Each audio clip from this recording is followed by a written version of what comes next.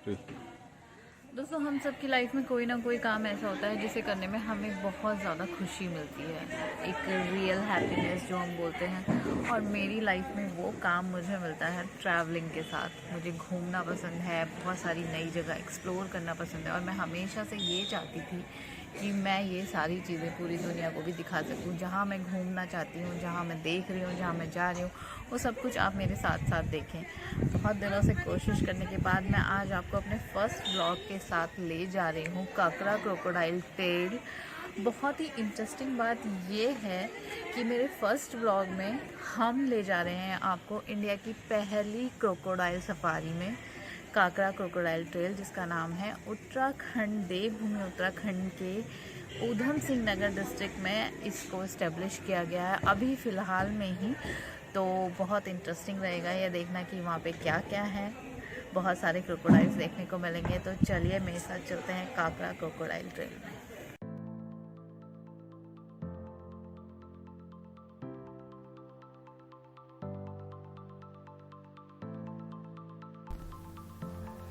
तो हम निकल चुके हैं काकरा क्रोकोडाइल सफारी की सैर पर। आप देख सकते हैं मेरे आसपास का रास्ता कितना ज़्यादा खूबसूरत, खेत खलिहान तालाबों से भरा हुआ गांव से होकर गुजरता है। काकरा क्रोकोडाइल सफारी पहुंचने के लिए आपको टनकपुर बरेली जो NH9 नेशनल हाईवे है उस पर चलना होगा। अगर आप खटीमा से आ रहे हैं तो खटीमा से लगभग 15 किलोमीटर नेशनल हाईवे पे चल के आपको आपके लेफ्ट हैंड पे टर्न मिलेगा। एक जमौर गांव है, जमौर से भिलैया गांव में होते हुए लगभग 4 से 5 किलोमीटर का गांव का रास्ता तय करके आप यहां तक पहुंच सकते हैं। अभी पूरा रास्ता कंप्लीटली बना नहीं है, तैयार नहीं है, थोड़ा बहुत उबड़ खाबड़ कहीं पर है, बट गांव का रास्ता है, आपको देखने में मज़ा आएगा और आप इस पूरे रास्ते को एंजॉय करेंगे जैसे कि मैं कर रही हूँ। अगर आप बरेली या पीलीभीत से आ रहे हैं तो बरेली से इसका लगभग डिस्टेंस 70 किलोमीटर्स के अराउंड होगा, पीलीभीत से 20 किलोमीटर्स, और बहुत ज़्यादा टफ नहीं है यहाँ तक पहुँचना। अगर आप अपने व्हीकल से नहीं हैं तो मेन रोड से आपको बैटरी रिक्शाज या फिर कुछ ऐसे मिल सकते हैं जो आपको इजीली यहाँ तक पहुँचा देंगे। रास्ता अभी बहुत ज़्यादा डेवलप नहीं है, लेकिन जगह अच्छी है, तो एक बार विज़िट करने का प्लान ज़रूर कीजिए अगर आप यहाँ आना चाह रही हैं तो।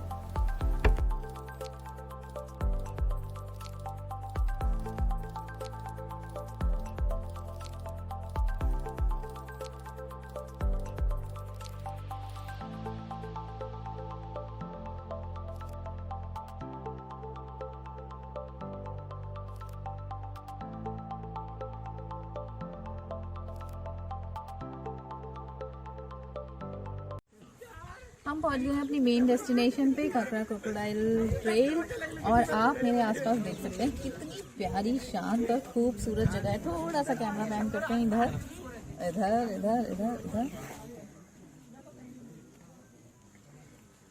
ये, और अब मेरे पीछे आप देख सकते हैं ये काकरा क्रोकोडाइल ट्रेल का बोर्ड, और वो रहा उसका मेन गेट। Come on.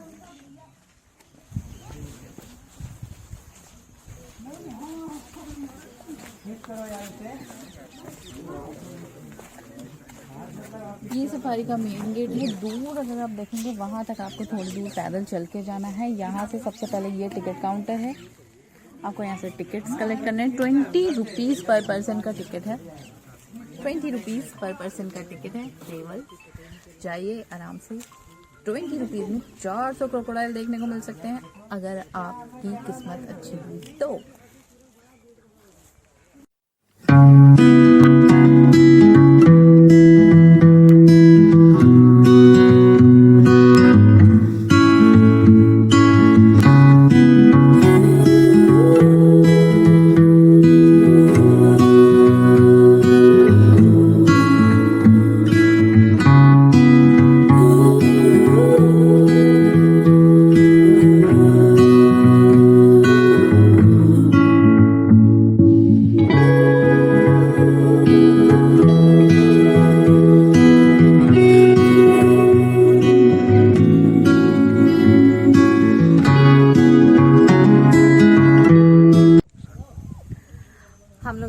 चुके हैं काकरा क्रोकोडाइल ट्रेल के अंदर। आप मेरे पीछे देख सकते हैं, पीछे ये पूरा एरिया क्रोकोडाइल ट्रेल का ही है, ठीक है। और यहाँ पे 410 के अराउंड क्रोकोडाइल्स हैं, जैसा कि अभी तक हमें पता चला है। इस क्रोकोडाइल ट्रेल का जो इनॉग्रेशन हुआ था 29 दिसंबर 2021 को, मतलब ये अभी सिर्फ 1 महीने पुराना भी नहीं है, ठीक है। बहुत शॉर्ट नोटिस पे इसका ओपनिंग हुआ, इसके बारे में अभी लोगों को ज़्यादा जानकारी भी नहीं है। और इसीलिए मैं आपको बताना चाहती हूँ कि crocodile safari Surai one forest के अंदर खटीमा नियरेस्ट टाउन, जहाँ 15 किलोमीटर दूर है यहाँ से, वहाँ पे मुख्यमंत्री जो हमारे करंट के मिस्टर पुष्कर सिंह धामी जी, उन्होंने इसका इनॉग्रेशन किया है उत्तराखंड और खटीमा फॉरेस्ट के टूरिज्म को डेवलपमेंट के लिए, यहाँ पे और रोजगार के अवसर प्रदान करने के लिए। इसके लिए भी हम उनको थैंक यू कहना चाहेंगे। और अब मैं आपको विजिट कराना चाहती हूँ हमारी Kakra crocodile trail. Please follow.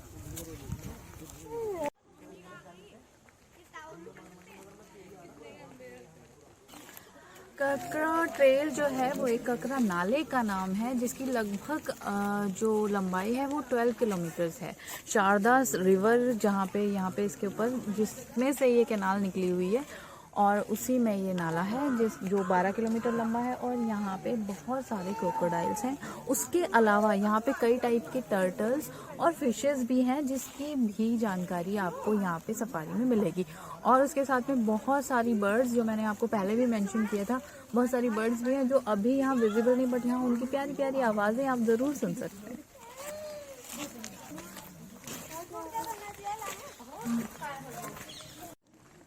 मेरे पीछे आप देख रहे हैं, यहाँ पे 3 वॉच टावर बनाए गए हैं क्रोकोडाइल को ऑब्जर्व करने के लिए, उनको देखने के लिए।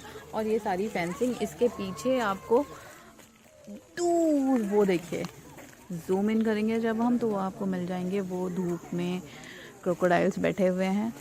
क्रोकोडाइल एक कोल्ड ब्लडेड एनिमल है, जिसका अपना कोई टेम्परेचर मेंटेनेंस का कोई सिस्टम नहीं है। जैसे हमारी बॉडी में जब हम टेम्परेचर मेंटेन करते हैं या टेम्परेचर कंट्रोल करते हैं, हम धूप में हैं या हम ठंडी में हैं, तो ऐसा कुछ क्रोकोडाइल के साथ नहीं होता है।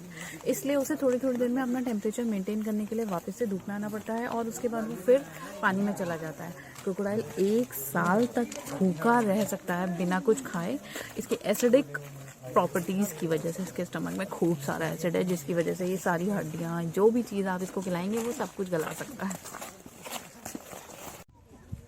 मेरे पीछे है क्रोकोटेनमेंट हट, जिसमें आपको क्रोकोडाइल से रिलेटेड सारी इंफॉर्मेशन मिल जाएगी। बहुत ही क्यूट सा और बहुत ही प्यारा सा हट बनाया हुआ है, जिसके अंदर बहुत ही क्यूट वे में आपको सारी इंफॉर्मेशन मिलेगी, जैसे कि क्रोकोडाइल कैसे डेवलप होता है, उसका एग कैसे बनता है, वो कितने साल तक जिंदा रहता है, वो कैसे बाइट करता है, ये सब कुछ आपको क्रोकोडाइल के बारे में मिल जाएगा। जो भी, क्योंकि मुझे ऐसा लगता है पर्सनली, मैं भी क्रोकोडाइल के बारे में अब तक इतना सब कुछ नहीं जानती थी। बहुत ही इंटरेस्टिंग से सारे फैक्ट्स आपको क्रोकोडाइल के बारे में इस हट के अंदर मिलेंगे। तो चलें।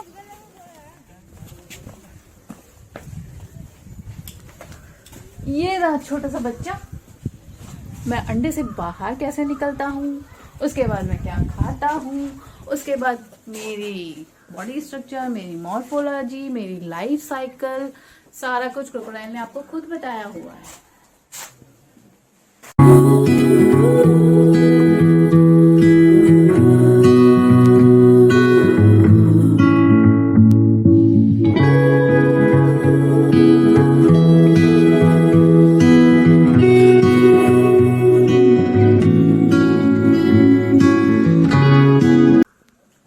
आपको पता है कि क्रोकोडाइल आंसू बहाते हैं, बट ऐसा इसलिए नहीं होता कि उन्हें कोई दुख होता है हमारी तरह। क्रोकोडाइल्स आंसू क्यों बहाते हैं?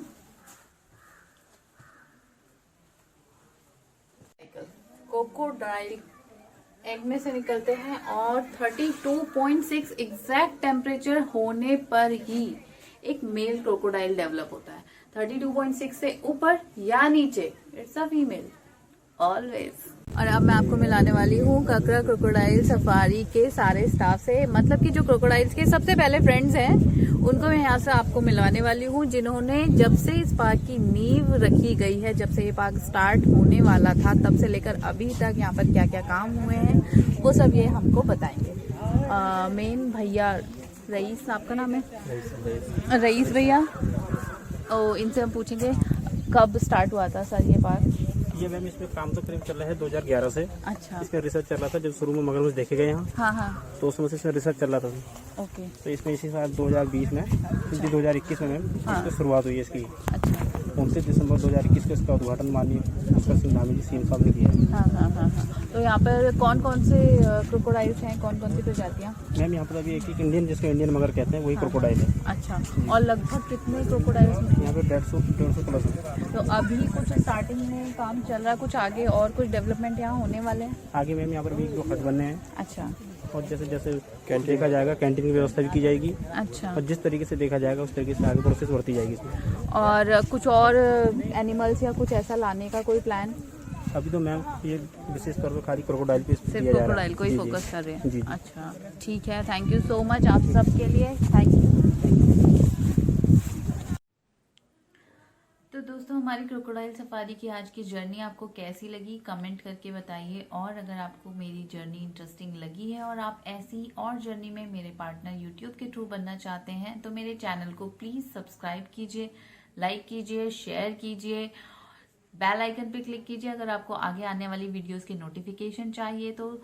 और आपको मेरी इंस्टा प्रोफाइल का लिंक भी मैं शेयर कर रही हूँ, तो उस पर भी मुझे फॉलो कीजिए मेरी जगह जगह की जर्नीज की फोटोग्राफ्स और वीडियोस देखने के लिए। और प्लीज़ कमेंट करके मुझे बताइए ताकि मैं अपने चैनल में और इम्प्रूवमेंट करके आपको नई नई जगह और ज़्यादा अच्छी तरह घुमा सकूँ। This is Gunjan Saxena signing off, thank you.